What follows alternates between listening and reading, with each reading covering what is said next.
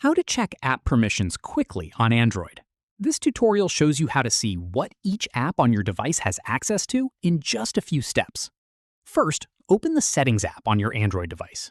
From there, tap Apps. After that, tap the app you want to check from the list. At this point, tap Permissions from the App Info screen. From here, you'll see every permission that app has requested split into two sections, Allowed and Not Allowed. Following this, tap on any permission in the Allowed section if you want to change it. You can switch it from Allow to Deny, or set it to Ask every time if you'd rather the app prompt you each time it needs access. After that, if you want a broader view of permissions across all your apps at once, go back to Settings, tap Apps, tap the three dots in the top right corner, and select Permission Manager. From here, you'll see every permission category, like camera, microphone, and location, listed out.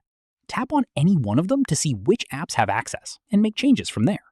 Finally, it's worth going through this every now and then, since apps sometimes request permissions they don't actually need, and removing unnecessary access is a quick way to keep your device more secure. That's how you check app permissions quickly on Android. If this helped, give it a like, subscribe for more tutorials, and tap the bell so you catch the next one. See you then!